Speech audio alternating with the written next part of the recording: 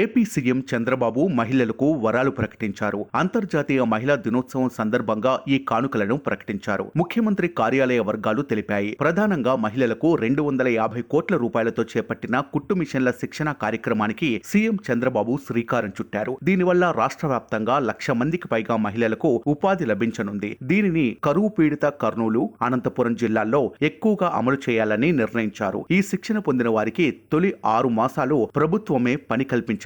విద్యార్థులకు ప్రభుత్వం అందిస్తున్న యూనిఫామ్ కుట్టడంతో పాటు ప్రభుత్వ కార్యక్రమాలకు అవసరమైన పనులను కూడా వారికే అప్పజెప్పేలా ప్రణాళిక సిద్ధం చేసినట్టు సీఎంఓ తెలిపింది. అదేవిధంగా చిన్న, సూక్ష్మ, మధ్యతరగతి పరిశ్రమల్లో మహిళలకు ఉపాధి కల్పించే కార్యక్రమానికి కూడా సీఎం చంద్రబాబు రిబ్బన్ కటింగ్ చేయనున్నారు. తద్వారా మహిళలను పారిశ్రామికంగా ప్రోత్సహించనున్నారు. అదేవిధంగా అంగన్వాడీ కేంద్రాల్లో పనిచేసే ఆయాలు, సిబ్బందికి సంబంధించి కూడా సీఎం చంద్రబాబు కీలక నిర్ణయం తీసుకున్నారు. వారి రిటైర్మెంట్ సమయానికి ఇచ్చే గ్రాట్యుటీని పెంచారు. ఇప్పటి వరకు కేవలం 10 నుంచి 50 వేల లోపు మాత్రమే ఉన్నవారే గ్రాట్యుటీని సర్వీస్ ఆధారంగా 25% చొప్పున పెంచనున్నారు. గరిష్టంగా 2 నుంచి 3 లక్షలు, కనిష్టంగా ₹1,00,000 వచ్చేలా నిర్ణయించారు. ఇక ఆయాల విషయానికి వస్తే వీరికి 10 నుంచి 20 వేల లోపుగా ఉన్న గ్రాట్యుటీని 50 వేల వరకు పెంచారు.